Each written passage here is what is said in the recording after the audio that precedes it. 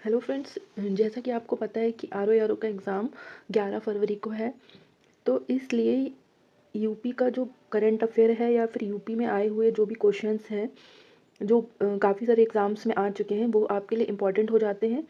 तो इस वजह से अब हम ये सीरीज़ स्टार्ट कर रहे हैं यूपी का, जो भी प्रीवियस ईयर आ रखा है यूपी में, तो इसको फिनिश करेंगे। पॉसिबल होगा तो इसको 2 to 4 वीडियोज़ में जितने भी पार्ट्स बनेंगे, इसके छोटे छोटे पार्ट्स बनाएंगे, जिससे कि आपको पढ़ने में आसानी हो जाए। और इसका पीडीएफ हम आपको अपने टेलीग्राम चैनल पर दे देंगे, जिसका लिंक डिस्क्रिप्शन में होगा। तो चलिए वीडियो को स्टार्ट करते हैं। तो ये घटना चक्र है 2023 का। इसमें क्या है कि 234 सामान्य अध्ययन के प्रश्न पत्रों का इसमें दिया हुआ है सारे। और ये 1990 से जनवरी से 2023 तक के प्रश्न पत्र हैं, जिससे कि आपको आइडिया भी लग जाएगा कि किस तरह से क्वेश्चन पूछे जाते हैं। और काफ़ी सारे क्वेश्चंस आपको यहाँ से भी मिल जाएंगे। तो ये इंडेक्स है जो दिया गया है कि हम क्या क्या पढ़ेंगे इसमें। ठीक है, उत्तर प्रदेश का परिचय है, जिसमें ये ऐतिहासिक परिदृश्य, राजनीतिक परिदृश्य, आर्थिक परिदृश्य, ये सारी चीज़ें हैं। यूपी के कृषि क्या है, बांध, नदियाँ, सिंचाई, क्योंकि उत्तर प्रदेश के एग्ज़ाम्स में सबसे ज़्यादा क्वेश्चंस यूपी से पूछे जाते हैं, तो इसलिए हम ये सीरीज़ को स्टार्ट कर रहे हैं। तो चलिए वीडियो को स्टार्ट करते हैं। और पहला क्वेश्चन है यहाँ पर कि उत्तर प्रदेश की संस्कृति का ऐतिहासिक पूर्व काल है, इसमें निम्नलिखित में से कौन सम्मिलित है। ठीक है, तो ऑप्शंस हैं हमारे बुद्ध, राम, नवाब या महाराज। तो करेक्ट आंसर है हमारा option C, option third, option fourth और ऑप्शन फर्स्ट। ये सारे सम्मिलित हैं। उत्तर प्रदेश की संस्कृति का ऐतिहासिक पूर्व काल है। इसका डिस्क्रिप्शन देखते हैं कि इतिहास को 2 भागों में बांटा गया है, प्रागैतिहासिक और ऐतिहासिक काल। ठीक है, ऐसा काल जिसका ज्ञान पुरातात्विक साक्ष्यों के आधार पर, उसको प्रागैतिहासिक काल कहते हैं, जबकि ऐतिहासिक काल का लिखित साक्ष्य उपलब्ध है। ठीक है, प्रश्न पत्र में दिए गए विकल्पों में बुद्ध, नवाब और महाराज के संबंध में पर्याप्त प्रमाणिक लिखित साक्ष्य उपलब्ध है, जबकि राम के संबंध में जानकारी रामायण महाकाव्य से ही हो पाती है। ठीक है, यह भी एक लिखित महाकाव्य है, लेकिन इसे प्रमाणिक साक्ष्य के रूप में स्वीकार नहीं किया जा सकता है। तो इसलिए सिर्फ कौन कौन से हैं, बुद्ध, नवाब और महाराज। अगला क्वेश्चन है कि गाजियाबाद जनपद में आलमगीरपुर से प्राप्त पुरातत्वीय सामग्री प्रतिबिंबित करती है। ऑप्शन ए है हड़प्पा संस्कृति को, वैदिक संस्कृति को, मौर्य संस्कृति या गुप्तकालीन संस्कृति। तो करेक्ट आंसर है हमारा हड़प्पा संस्कृति। गाजियाबाद जनपद में आलमगीरपुर से प्राप्त पुरातत्वीय सामग्री हड़प्पा संस्कृति को प्रतिबिंबित करती है। डिस्क्रिप्शन देखते हैं। मेरठ जनपद में आलमगीरपुर है। इसकी खुदाई 1958 में यज्ञदत्त शर्मा द्वारा करवाई गई थी। हिंडन नदी के तट पर स्थित हड़प्पा सभ्यता का पूर्वी पुरा स्थल है ये। इस तरह से भी क्वेश्चन पूछे जाते हैं कि हड़प्पा संस्कृति का पूर्वी स्थल कौन सा है। ठीक है, तो आंसर होगा आपका आलमगीरपुर। अगला है, इसका देखते हैं डिस्क्रिप्शन, जो हड़प्पा संस्कृति की उत्तरकालीन अवस्था का प्रतिनिधित्व करता है। नेक्स्ट क्वेश्चन है कि निम्न में से सिंधु सभ्यता से संबंधित कौन से केंद्र उत्तर प्रदेश में स्थित हैं। ऑप्शंस हैं कालीबंगा, लोथल, आलमगीरपुर, हुलास। इस तरह से क्वेश्चंस पूछे जाते हैं एग्जाम में, तो इसको अच्छे से देखिए। तो ऑप्शन क्या है हमारा करेक्ट है, ऑप्शन डी, यानी कि थर्ड, आलमगीरपुर और हुलास। ये जो है उत्तर प्रदेश में स्थित है। आलमगीरपुर अभी हमने ऊपर पढ़ा, कहाँ पर है, मेरठ। मेरठ कहाँ स्थित है, उत्तर प्रदेश में। ठीक है, तो थर्ड और फोर्थ हमारे करेक्ट आंसर हैं। कालीबंगा राजस्थान में, लोथल गुजरात में है। इस सब चीज़ों को, डिस्क्रिप्शन को अच्छे से देखिए। आलमगीरपुर उत्तर प्रदेश के मेरठ में स्थित है जिले में, और हुलास सहारनपुर जिले में स्थित है। तो ये सहारनपुर और मेरठ जो है वो यूपी में है, तो इस वजह से 2 ऑप्शन हमारे करेक्ट हो गए। नेक्स्ट क्वेश्चन है, देवबंद आंदोलन यूपी में किस वर्ष में प्रारंभ हुआ था। तो ऑप्शंस हैं 1900 में, 1888, 1885 या 1866 में। तो करेक्ट आंसर है हमारा ऑप्शन डी, 1866 में देवबंद आंदोलन यूपी में आरंभ हुआ था। देवबंद आंदोलन की शुरुआत किसने की थी, मौलाना हुसैन अहमद ने। और 1866 में देवबंद यूपी में दार उल उलूम की स्थापना के साथ हुई थी। अगला है, उत्तर प्रदेश की संस्कृति विरासत के संदर्भ में निम्नलिखित कथनों में से कौन सा कथन सही है। उत्तर प्रदेश के अनेक उत्खननित पुरास्थलों में वैश्विक संदर्भ में कृषि के प्राचीनतम प्रमाण प्राप्त हुए हैं। ऑप्शन 2 है कि प्राचीनतम प्राप्त कृषि अन्न, जौ और धान है। तो करेक्ट ऑप्शन है ऑप्शन ए। करेक्ट ऑप्शन है ऑप्शन ए, कि इस प्रदेश के अनेक उत्खनिक पुरास्थलों से वैश्विक संदर्भ में कृषि के प्राचीनतम प्रमाण प्राप्त हुए हैं। नीचे डिस्क्रिप्शन देखते हैं कि उत्तर प्रदेश के अनेक उत्खनिक पुरास्थलों से वैश्विक संदर्भ में कृषि के प्राचीनतम प्रमाण प्राप्त हुए हैं। नवीनतम खोजों के आधार पर भारतीय उपमहाद्वीप में प्राचीनतम कृषि साक्ष्य वाला स्थल उत्तर प्रदेश के संत कबीर नगर जिले में स्थित लहुरा देव है। यहाँ से 9000 ईसा पूर्व और 7000 ईसा पूर्व चावल के साक्ष्य प्राप्त हुए थे। धान के अलावा किसी अन्य के साक्ष्य उत्तर प्रदेश से प्राप्त नहीं हुए हैं। ठीक है, नेक्स्ट क्वेश्चन है, बेगम समरू ने एक अति प्रसिद्ध चर्च का निर्माण करवाया था। तो ऑप्शंस हैं माउंट आबू में, नैनीताल में, सरधना में या कानपुर में। तो करेक्ट ऑप्शंस है सरधना। बेगम समरू 1753-1836 ईस्वी ने एक अति प्रसिद्ध चर्च का निर्माण मेरठ के निकट सरधाना में करवाया था। मेरठ में सरधाना कहाँ स्थित है? मेरठ के निकट। बेगम समरू के पति एक यूरोपीय वॉल्टर रेनहॉल्ट सांब्रे थे, जिन्होंने कई रियासतों को सैन्य सेवाएं प्रदान की थी। ठीक है, सांब्रे को बंगाल के नवाब नजफ खान ने सहारनपुर के रोहिला सरदार जब्त खां को हराने में प्रमुख भूमिका के कारण सरधाना की जागीर प्रदान की थी। अगला क्वेश्चन है, नवाब सुजाउ दौला की बेगम का प्रसिद्ध मकबरा, बहू बेगम का मकबरा निम्नलिखित में से किस स्थान पर अव्यवस्थित है?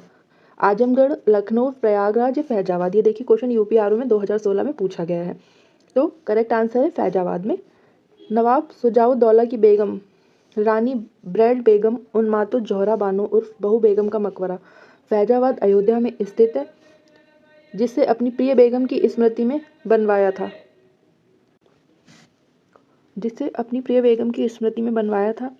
यह परिसर अब भारतीय पुरातत्व विभाग के अधीन है और शिया बोर्ड समिति द्वारा इसका प्रबंधन किया जाता है। अगला क्वेश्चन है कि निम्नलिखित में से कौन सा एक सुमेलित नहीं है?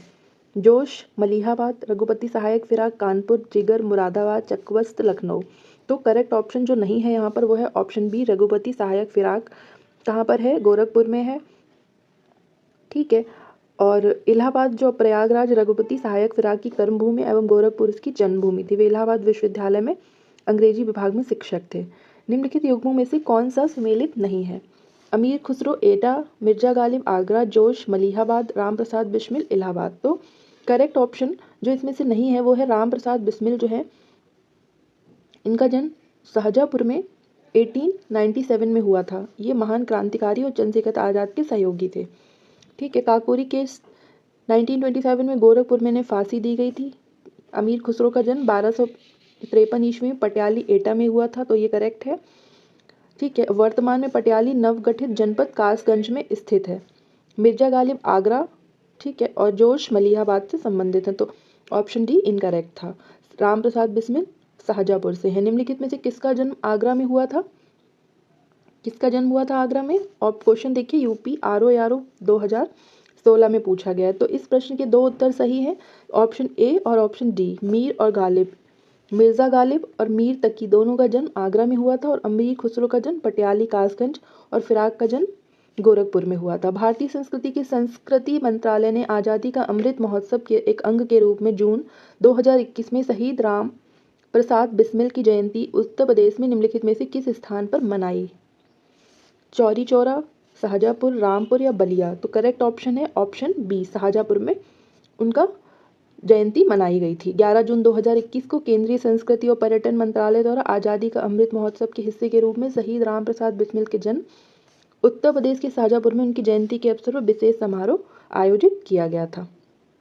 अगला क्वेश्चन देखिए कि इलाहाबाद स्थित जो कि प्रयागराज हो गया, एल्फ्रेड पार्क का पुनः नामकरण किया गया भगत सिंह के नाम पर, चंद्रशेखर, सुभाष चंद्र बोस या मोतीलाल नेहरू। तो करेक्ट ऑप्शन है चंद्रशेखर आज़ाद के नाम पर इसका नामकरण किया गया। एल्फ्रेड पार्क इलाहाबाद जो कि अब प्रयागराज है में स्थित है। स्वतंत्रता संग्राम के दौरान ब्रिटिश पुलिस एवं भारतीय क्रांतिकारियों की मुठभेड़ के लिए प्रसिद्ध है और इस पार्क में ब्रिटिश पुलिस एवं चंद्रशेखर आज़ाद के मध्य मुठभेड़ हुई थी। तो इस पार्क का नाम क्या रख दिया गया? चंद्रशेखर आज़ाद पार्क।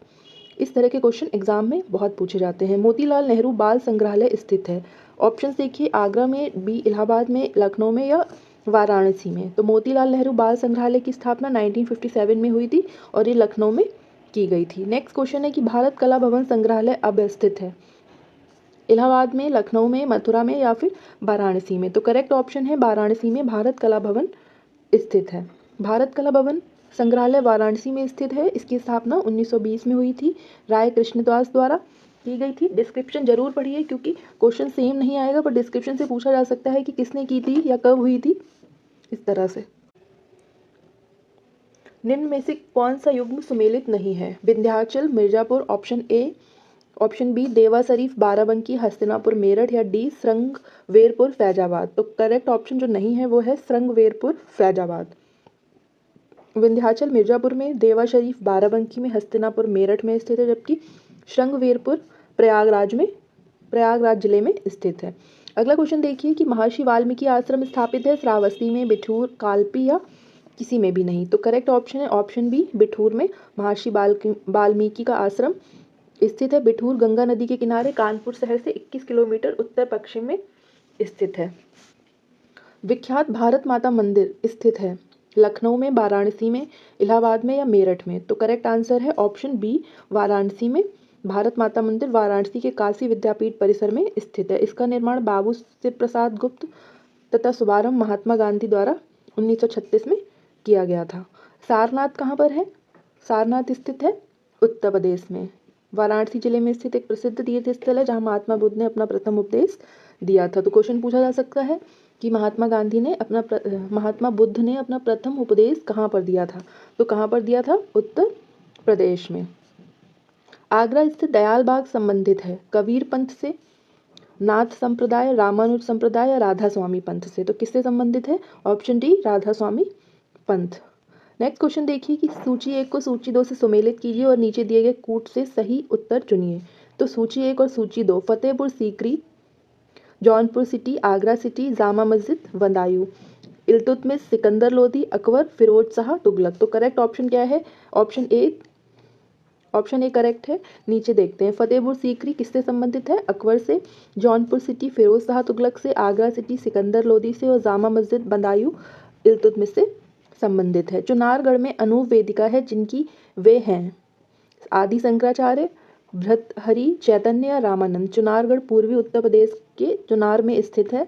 3400 वर्ग गज में फैले इस गढ़ के अंदर सोनपा मंडप, 52 खंबा, सौर घड़ी तथा भर्तृहरि की समाधि आदि दर्शनीय विरासत हैं। तो ऑप्शन बी करेक्ट है। सूची 1 को सूची 2 से सुमेलित करना है कि कनक भवन, कामागिरी पर्वत, कलिंजर दुर्ग और देवा शरीफ।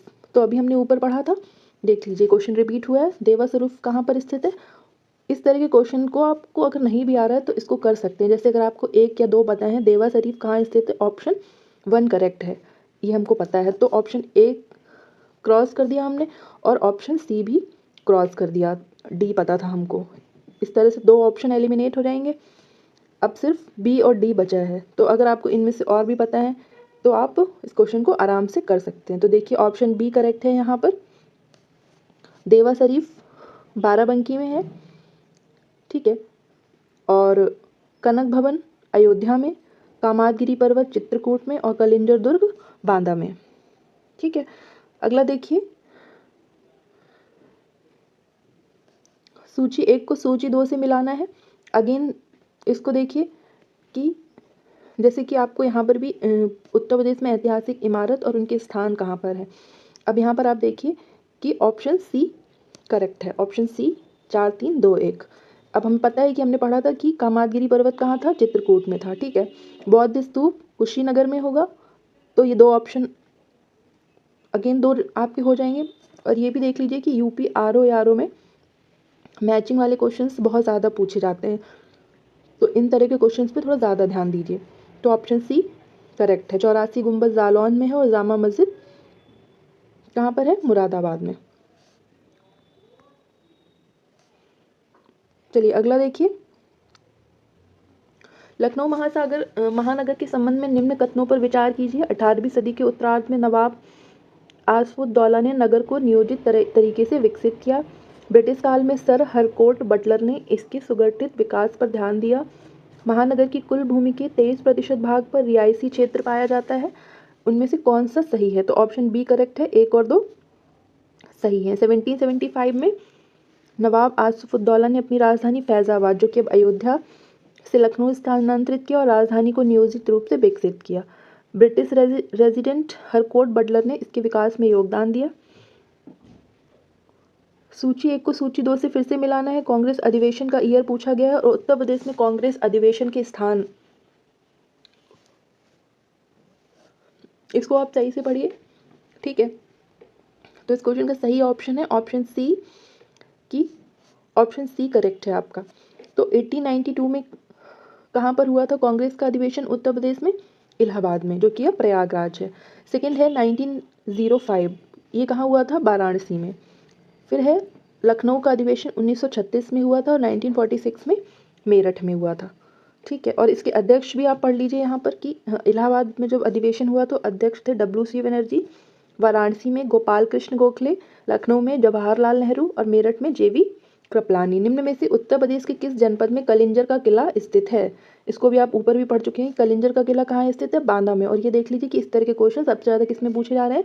UP RO ARO में, जिसका आप लोग एग्जाम देने वाले हैं।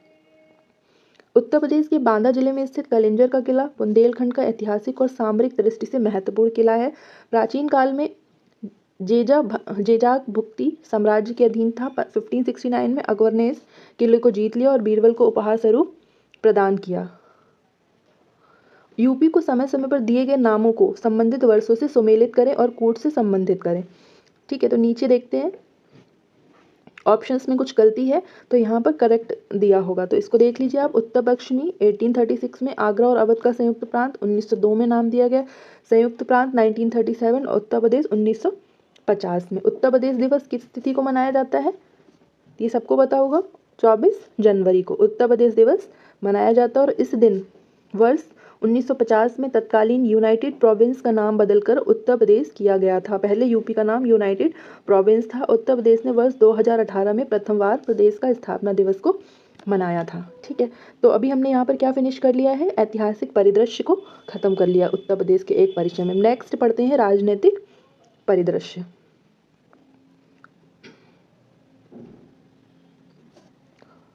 यहाँ से स्टार्ट हो रहा है हमारा राजनीतिक परिदृश्य। उत्तर प्रदेश के प्रथम राज्यपाल कौन थे?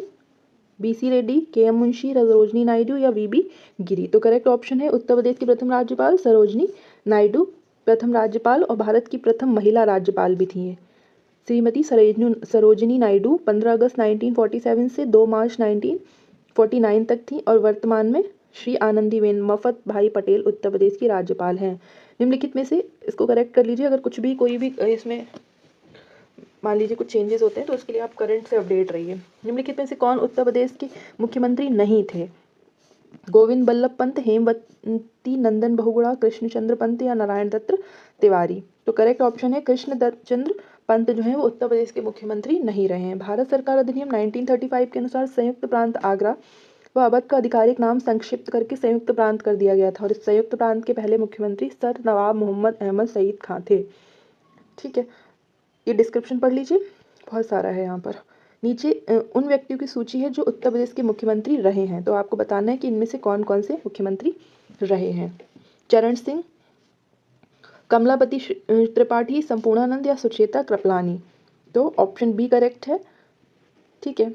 सही कालानुक्रम बताना है कि सबसे पहले कौन उसके बाद कौन, ऐसे ऐसे। तो ऑप्शन बी करेक्ट है, सबसे पहले संपूर्णानंद, सेकंड है सुचेता कृपलानी, थर्ड है चरण सिंह और लास्ट है कमलापति त्रिपाठी।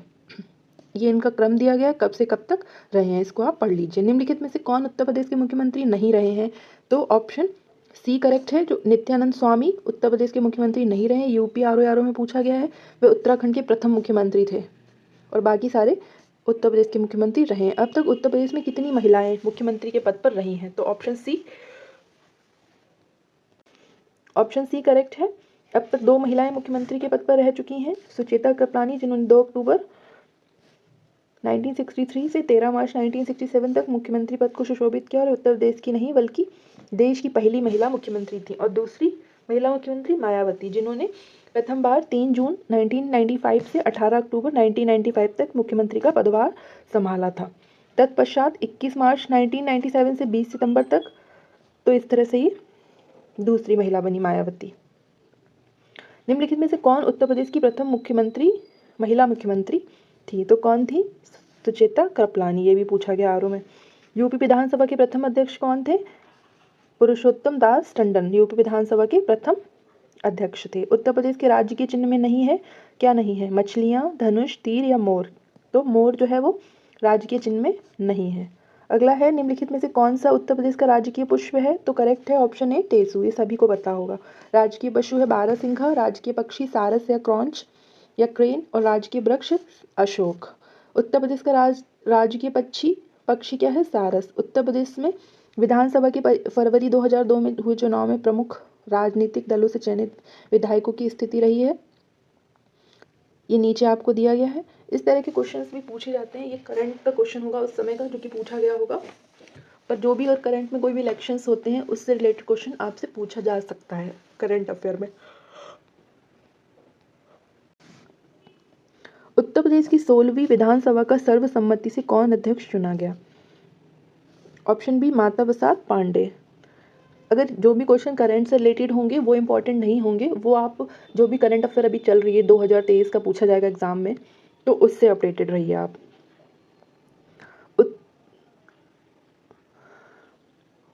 उत्तर प्रदेश को 4 छोटे प्रदेशों में बांटने का प्रस्ताव उत्तर प्रदेश विधानसभा में कब पारित किया गया था?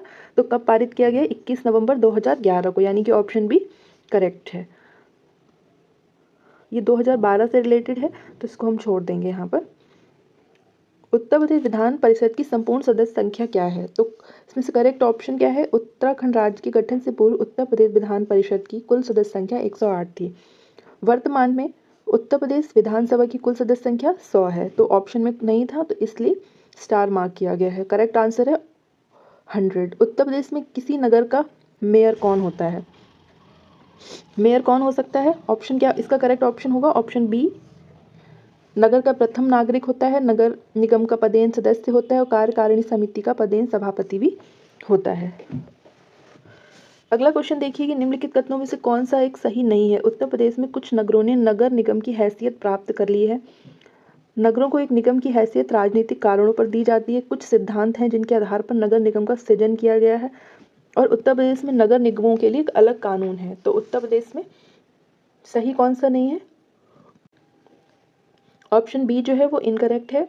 उत्तर प्रदेश में 17 नगरों ने नगर निगम की हैसियत प्राप्त कर ली है। नगरों को एक निगम की हैसियत राजनीतिक कारणों से नहीं बल्कि उत्तर प्रदेश नगर निगम अधिनियम की धारा 4 में दिए गए प्रावधानों के अधीन दी जाती है। ठीक है, यूपी के निम्नलिखित नगरों में से किस एक में नगर निगम नहीं है? तो ऑप्शन बी जहाँ पर नगर निगम नहीं है, फैजाबाद, जो कि अब अयोध्या हो गया है। अगला देखिए कि निम्नलिखित पंचायतों में से किसे उत्तर प्रदेश में जिला योजना में सम्मिलित किया जाता है? तो ऑप्शन डी करेक्ट है, यानी कि सारे करेक्ट हैं। नगर पंचायत, ग्राम पंचायत और क्षेत्र पंचायत सभी को जिला योजना में सम्मिलित किया जाता है। निम्नांकित में से उत्तर प्रदेश का 71वां जनपद कौन सा बना था? तो करेक्ट ऑप्शन है ऑप्शन बी काशीराम नगर। फिर सूची 1 को सूची 2 से मिलाना है। जनपद और मुख्यालय कहाँ पर स्थित हैं? तो नीचे देखिए कि अंबेडकर नगर का मुख्यालय अकबरपुर में है, कानपुर देहात का अकबरपुर माटी, जालौन का उरई में और सिद्धार्थ नगर का नौगढ़ में स्थित है। अगला देखिए फिर से क्वेश्चन है, गौतम बुद्ध नगर जनपद का मुख्यालय नोएडा में है, ज्योतिबा फूले नगर अमरोहा, संत कबीर नगर खलीलाबाद और सिद्धार्थ नगर का नौगढ़ में है। नेक्स्ट क्वेश्चन है, गौतम बुद्ध नगर जिले का मुख्यालय नोएडा में स्थित है। वर्तमान में उत्तर प्रदेश में मंडलों और जनपदों की संख्या कितनी थी?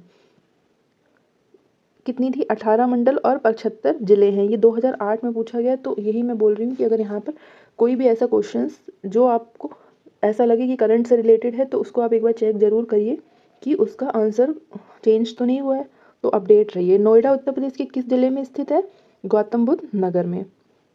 फिर से देखिए जनपद और मुख्यालय जालौन उरई में, कानपुर देहात अकबरपुर माटी, संत रविदास भदोई और कुशीनगर का पटरौना में है। ठीक है, तो ये भी खत्म हो गया। अगला हम पढ़ रहे हैं आर्थिक परिदृश्य, फटाफट देखते हैं इसको।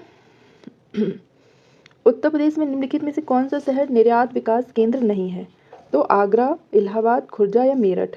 तो करेक्ट ऑप्शन है ऑप्शन बी जो है प्रयागराज निर्यात विकास नहीं है। 2014-15 में भारत देश के निर्यात में उत्तर प्रदेश की हिस्सेदारी का क्या वो था प्रतिशत? तो ऑप्शन ए 4 to 5%। इसको करंट से रिलेट करके पढ़िए, अगर इसका अभी रिसेंट पूछा जा रहा है तो आप उसको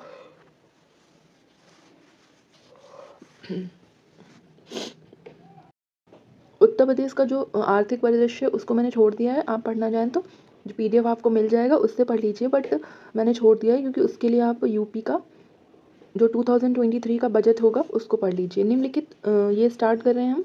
निम्नलिखित राज्यों में से किससे उत्तर प्रदेश की सीमा नहीं लगती है? तो ऑप्शंस है राजस्थान के साथ, पंजाब, हरियाणा या इनमें से कोई नहीं। तो करेक्ट ऑप्शन है ऑप्शन बी, पंजाब के साथ उसकी सीमा नहीं लगती है। उत्तर प्रदेश की सीमा कुल 9 राज्यों, 8 राज्य प्लस 1 केंद्र शासित प्रदेश को स्पर्श करती है। उत्तर प्रदेश की सीमा हिमाचल प्रदेश, हरियाणा, राजस्थान, मध्य प्रदेश, छत्तीसगढ़, झारखंड, बिहार, उत्तराखंड और केंद्र शासित प्रदेश दिल्ली से लगती है। उत्तर प्रदेश की सीमा भारत के कितने राज्यों से मिलती है? तो करेक्ट ऑप्शन है 9 राज्यों से। उत्तर प्रदेश का सबसे पूर्वी शहर निम्नलिखित में से कौन सा है?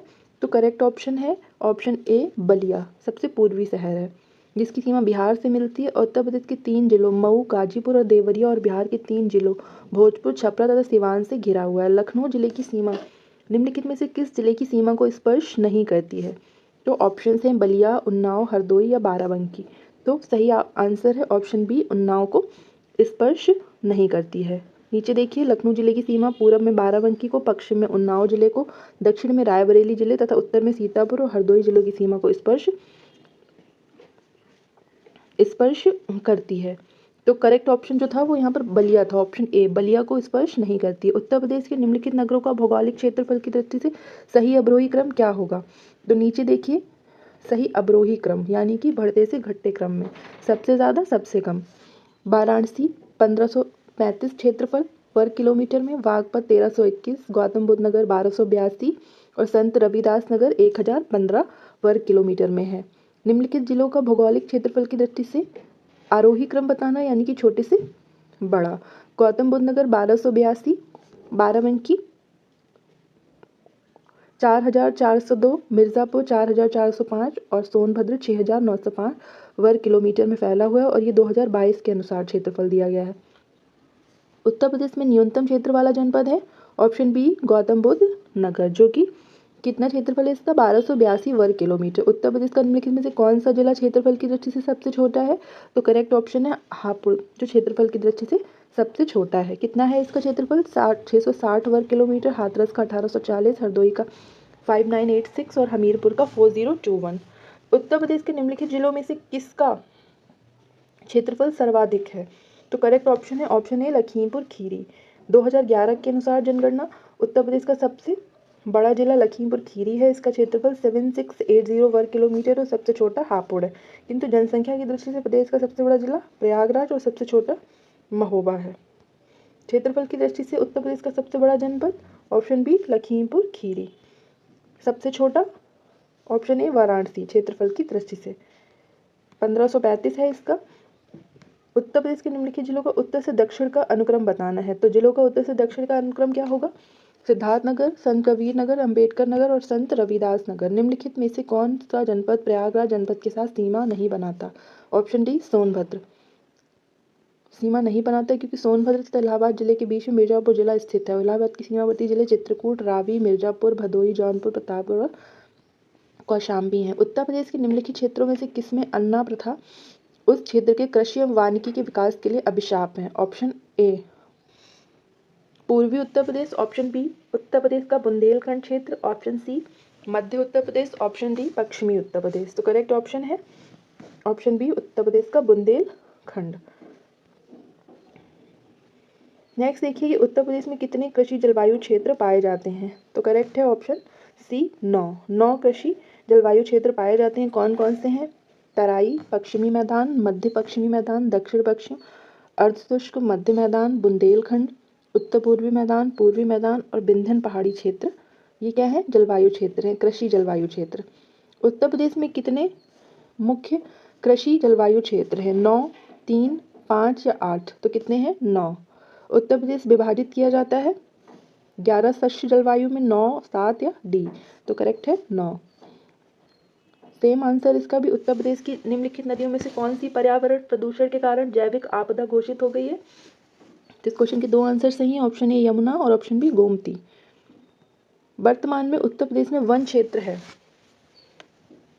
इसको भी आप करंट से अपडेट करके पढ़िए। नेक्स्ट है कि रिक्त स्थानों में उचित चयन को भरें। 2011 में उत्तर प्रदेश का अभिलिखित वन क्षेत्र अपने कुल क्षेत्रफल का कितना था? तो सही आंसर है इसका ऑप्शन सी। ऑप्शन सी जो है वो करेक्ट है, 7%। अब पढ़ रहे हैं जनसंख्या और नगरीकरण। फटाफट से इसको खत्म करते हैं। भारत के समस्त राज्यों में क्षेत्रफलानुसार उत्तर प्रदेश का क्या स्थान है? तो करेक्ट ऑप्शन है चौथा स्थान। ये क्वेश्चन भी आरओ में पूछा गया है। अगला क्वेश्चन है कि क्षेत्रफल के संदर्भ में भारत के शीर्ष 4 राज्य कौन से हैं? राजस्थान, मध्य प्रदेश, महाराष्ट्र, उत्तर प्रदेश। तो ऑप्शन डी सही उत्तर है। वर्ष 2011 की जनगणना के अनुसार उत्तर प्रदेश में साक्षरता दर में 2001 से 2011 तक वृद्धि हुई थी। Option A 11.45%। 2011 के अंतिम आंकड़ों के अनुसार उत्तर प्रदेश में वर्ष 2001 से 2011 के बीच साक्षरता दर में 11.41% की वृद्धि हुई थी, जबकि अनंतिम अनुमानों के अनुसार यह 13.45% थी। यूपी में 2011 की भारत की जनगणना के अनुसार साक्षरता दर क्या थी? तो करेक्ट ऑप्शन है ऑप्शन सी 67.68%। 1991 से 2001 के दौरान उत्तर प्रदेश के साक्षर व्यक्तियों के प्रतिशत क्या था? तो करेक्ट ऑप्शन, जो कि ऑप्शन में नहीं दिया गया है, तो करेक्ट ऑप्शन क्या है? साक्षरता प्रतिशत में लगभग 15.6% की वृद्धि हुई थी। 2001 की जनगणना के अनुसार उत्तर प्रदेश में पुरुष साक्षरता का प्रतिशत, ये भी ऑप्शन में नहीं दिया गया है, तो पुरुष साक्षरता का प्रतिशत क्या था? 77.3 था 2011 में पुरुष का, और महिला का 42.2 2001 में था, और 2011 में 57.2 था। पुरुष का 77.3 और व्यक्तियों का कुल 67.7। 2001 की जनगणना के अनुसार उत्तर प्रदेश में महिला साक्षरता भी यहाँ पर गलत दिया गया है। क्या ऑप्शन आंसर क्या होगा? 57.2%। ठीक है, नेक्स्ट है 2011 की जनगणना के अनुसार उत्तर प्रदेश में पुरुष साक्षरता दर क्या होगी? ऑप्शन डी 79.24% के स्तर पर थी, और 2011 के अंतिम आंकड़ों के अनुसार 77.3% थी। नेक्स्ट है कि जनपद और महिला साक्षरता, जनपदों में महिला साक्षरता का क्या प्रतिशत था?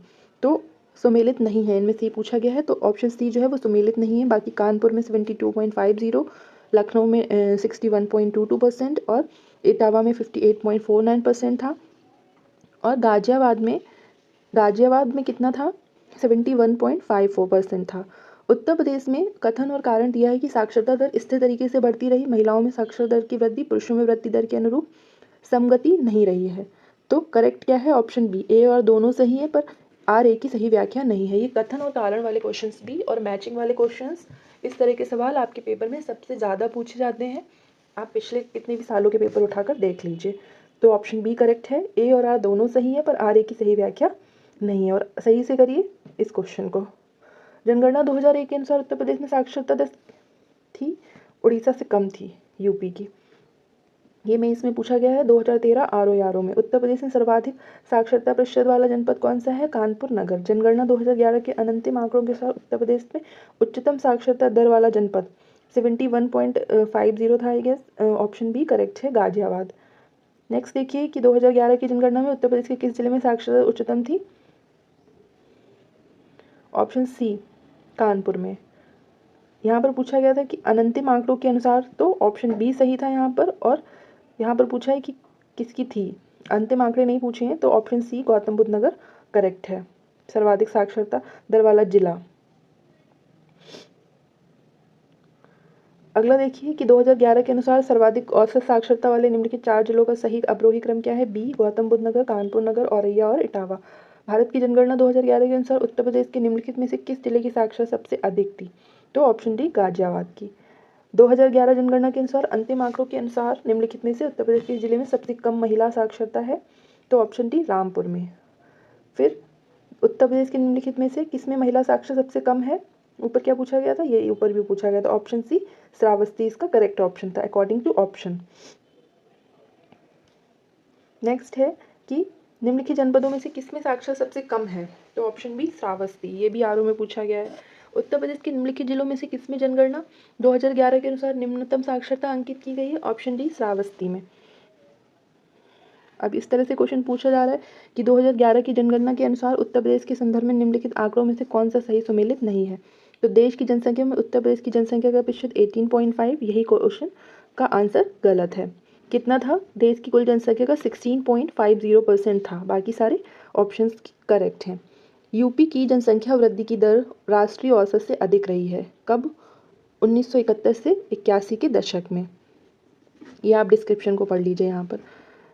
10 की वृद्धि सबसे ज़्यादा कब हुई है? 91 से 2001 के बीच में। 2001 से 2011 की अवधि में देश की जनसंख्या वृद्धि 20.09%। अगला क्वेश्चन देखिए कि जनसंख्या 2011 के उत्तर प्रदेश में महिला पुरुष अनुपात क्या था? ऑप्शन बी 898 महिलाएं प्रति 1000 पुरुष थी। ये भी आरओ में पूछा गया है। 2011 की जनगणना के अनुसार उत्तर प्रदेश में पुरुष महिला अनुपात क्या था? Option C 912 1000।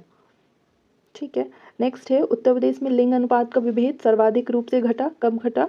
1991 से 2001 के बीच में। जनगणना 2001 के अनुसार उत्तर प्रदेश में सर्वाधिक लिंगानुपात वाला जिला कौन सा है? ऑप्शन ए आजमगढ़, जहाँ पर सबसे ज़्यादा डिफरेंस पाया गया पुरुष और महिला की जनसंख्या में। तो अगला देखते हैं, जनगणना 2011 के अंतिम आंकड़ों के अनुसार उत्तर प्रदेश में बालिका शिशुओं की संख्या 1000 बालक शिशुओं पर क्या थी? ऑप्शन बी 899 थी। जनगणना 2001 पर आधारित उत्तर प्रदेश के संबंध में निम्नलिखित कथनों में से कौन सा एक सही नहीं है? तो सही कौन सा नहीं? जन घनत्व के समय भारत का इस क्रम में 12वां है। 2001 की जनगणना के अनुसार उत्तर प्रदेश का जन घनत्व के संबंध में भारत में 9वां स्थान था। शेष विकल्प सही है। और 2011 की जनगणना के अनुसार भी ये क्रम 9वां ही क्रम था ये। अगला देखिए कि यूपी के अंतिम आंकड़ों के अनुसार जनगणना के नीचे दिए गए कथनों पर विचार विमर्श करना है। तो क्या बताना है इसमें कि कौन से दो ऑप्शन सही नहीं है, कौन से दो ऑप्शन सही हैं? तो ऑप्शन सी करेक्ट है, सेकंड और फोर्थ करेक्ट है कि देश की जनसंख्या में 16.5% का योगदान था उत्तर प्रदेश का और इसकी साक्षरता दर राष्ट्रीय औसत से कम है। अगला क्वेश्चन देखिए कि 2011 की जनगणना के अनुसार भारत की जनसंख्या का कितना प्रतिशत थी? 16.50%। तो निकटतम उत्तर 16.16 माना गया यहाँ पर। उत्तर प्रदेश के संबंध में 2001 पर आधारित निम्नलिखित कथनों पर 2001 का मत पढ़िए आप इसमें, ठीक है, 2011 का पढ़िए। अगला देखिए कि उत्तर प्रदेश के कुल ऐसे शहर जो स्मार्ट सिटी योजना से आच्छादित हैं। Option A 10। इसको एक बार करंट से भी मैच कर लीजिए। यूपी के निम्नलिखित नगरों में से कौन से विरासत शहर विकास और वृद्धि योजना हृदय के अंतर्गत शामिल किए गए हैं? तो कौन कौन से शामिल किए गए? ऑप्शन सी 1 और 2, वाराणसी और मथुरा को शामिल किया गया है। भारत की जनगणना कब लागू हुई थी हृदय योजना? ये भी देख लीजिए। 21 जनवरी 2015 को लॉन्च की गई थी। 12 शहरों में कार्यान्वयन थी। अजमेर, अमरावती, अमृतसर, बदामी, द्वारका, गया, कांचीपुरम, मथुरा, पुरी, वाराणसी, वलकना और वारंगल में। भारत की जनगणना 2011 के अनुसार देश के मिलियन नगरों की सूची में अंतिम स्थान है। Option B Kota. भारतीय जनगणना 2011 के अनुसार देश के मिलियन नगरों की सूची में अंतिम स्थान पर कोटा है, जिसकी जनसंख्या इतनी है। जनसंख्या 2001, इसको भी छोड़ दीजिए।